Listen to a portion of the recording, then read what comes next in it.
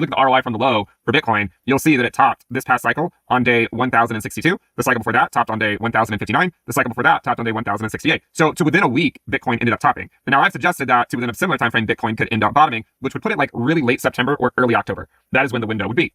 But what I said was ignore Bitcoin for the first half of midterm years because it's going to bleed against basically everything else, right? And we can verify that. I mean, you can look at the valuation against Bitcoin. No, I think it's you.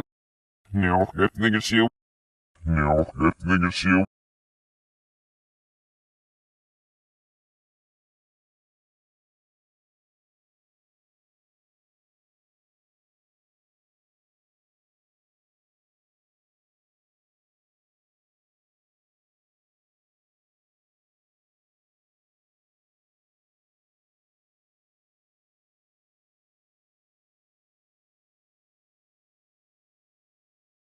But the thing that people make the mistake of doing is when they are wrong, they don't admit it. And I think that's the hard part is you have to admit when you're wrong, because if you don't admit when you're wrong, then you're just doomed to make the same mistake. You're doomed to just tell your audience the same thing over and over and over again, because the alternative to say the words, I am wrong, are so incomprehensible that that's not something that would ever actually be considered. And so they just kind of dig themselves further into these narratives rather than look at the chart for what it is and say, look, guys, I was wrong and I have to move on.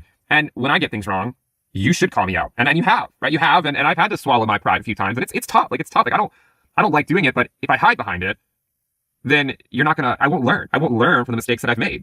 So we all get things wrong. No one is perfect. These are not digs at anyone. In fact, I could be talking mostly to my former self. Floss her mo pound. Floss her mo pound. Floss her mo pound.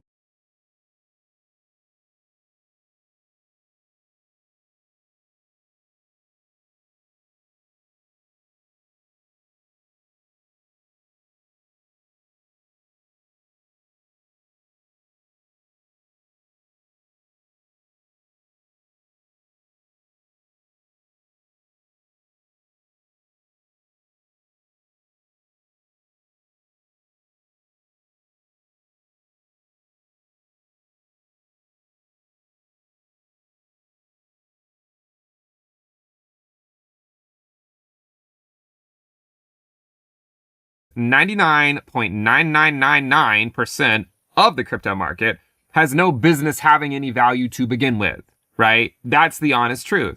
That doesn't mean there's no value. It just means that when you look back at what the asset class actually accomplished in the last cycle, the main accomplishments were the ETFs and the strategic Bitcoin reserve, right? And the meme coin stuff, right? Like all the meme coin launch pads, which is hardly a success, but that is what was rewarded.